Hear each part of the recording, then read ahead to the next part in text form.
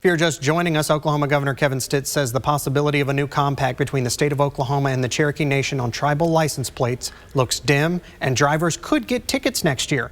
Here to respond unedited in his own words is Cherokee Chief Chuck Hoskin Jr. It's only on Fox 23. How do you feel compact negotiations are going? Because the governor seemed to come on my show and tell me everyone needs to be ready to have tickets by the end of the year. Well, I'm not overly optimistic that we'll reach an agreement. There is a gulf between us in terms of reaching a new compact. We should reach a new compact. I mean, this is an agreement that's generated $258 million since its inception, and that means tens of $millions, in fact, $92 million to education and other things that people care about, roads and bridges and law enforcement. It's worked well. It's mystifying to me why it's difficult to renew an agreement that's been a win for everyone. But the governor insists on a system that would radically change our system in terms of us exercising our sovereign ability to issue tags and issue titles. He wants to go to more of a vanity plate model, it would seem. I just think it's in the interest of Oklahomans to continue with what works. He's also spread some degree of misinformation that's not particularly helpful. I've been content from the beginning to negotiate this between two sovereigns. The governor keeps taking it to the media, so I have to respond. What are you advising citizens? Because, I mean, I have people who work in this building who have Cherokee plates. They do not live on the Cherokee Nation. They come to work in a place that is not on Cherokee Nation land. Should they be concerned? They should be concerned. Then it's really all in the governor's hands as to whether we continue with this model that works, that enables us to issue tags outside of our reservation. One thing's for sure, come January the 1st, 2025, we're going to continue to issue tags and titles to those within our reservations, Cherokee citizens. It's going to continue to generate millions and millions of dollars. It's just a question of whether we're all going to share in that revenue and share in the opportunity to expand tags and titles outside of the Cherokee Nation.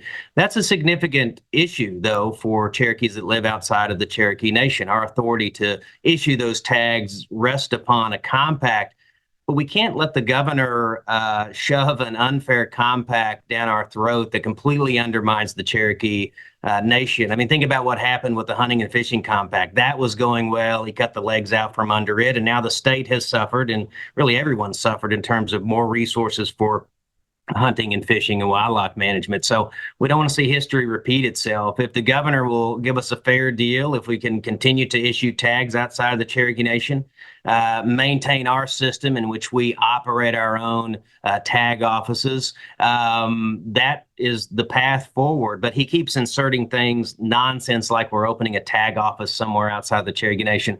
I heard about that. That's just completely made up. It's just complete nonsense. I don't know where he got that. He suggests that we don't share, and he's done this for a while, suggests that we don't share data with law enforcement, that somehow that creates danger. The exact opposite is true. We share real-time tag data we have from the beginning with a system called OLETs, which enables law enforcement to know who they're dealing with. So he's entitled to his own opinion about what status tribal nation should have, but he's really not entitled to his own facts, and he keeps making up the facts or shifting the facts. I don't think that's particularly helpful, particularly if we're talking about negotiating a major deal that's for the best interest of all of us. Why doesn't the Chickasaw and Choctaw Compact work for the Cherokee Nation? It seems like he wants one size fits all. And I know you all are different nations, but why doesn't that work for you? Well, we respect the Chickasaw and Choctaw Nation for their decision. Their decision essentially is a vanity plate, a state of Oklahoma plate with their branding on it, and there's some revenue sharing. We were the pioneers in this, though. I mean, we have a system set up in which we have 7 tag offices, 80 employees. We're issuing our own tags and titles. We're not handing over the authority to the state of Oklahoma to issue tags and titles. The governor may like that. It worked for the Chickasaw and Choctaw. It's not what the Cherokee people tell us that they want, and it's not what our standard has been for the last 2 decades that we've had this compact in place, more than 2 decades. And so it seems like it's a step backwards in terms of our exercise of sovereignty to hand over authority to the state of Oklahoma. The governor, I could see him wanting that. He's not a particular fan of the exercise of tribal sovereignty. He seems to think that every agreement with tribes when he came into office was inherently bad. Remember, he tried to destroy the gaming compact. He did destroy the hunting and fishing compact. Every deal seems to be a bad one to him. But if you ask law enforcement, if you ask people who build roads, I'm talking about county commissioners, if you ask schools that have been cash strapped now and in the past, they appreciate the dollars that we bring. So I just think we should keep the system going as it is. Can you respond to his claim that the Cherokee Nation owes $8 million to possibly $16 million in unpaid tolls, and that the Turnpike Authority cannot figure out who to charge?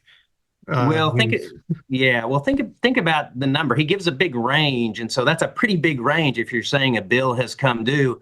The Cherokee Nation doesn't owe this money. I mean, we know that across the state, and this is true of all states that run pike pass type systems, or plate pass type systems, there is a degree of non-payment. That's a problem of his own creation, though. Remember, we didn't create the plate pay problem. That was created because the state didn't understand, or just didn't occur to them to engage with tribes on that issue. And then they shift to this system where they read the plates, and there's not data sharing with the Oklahoma Turnpike Authority. That's not something we did. That's something the state did. And through their neglect, there's now an inability to collect.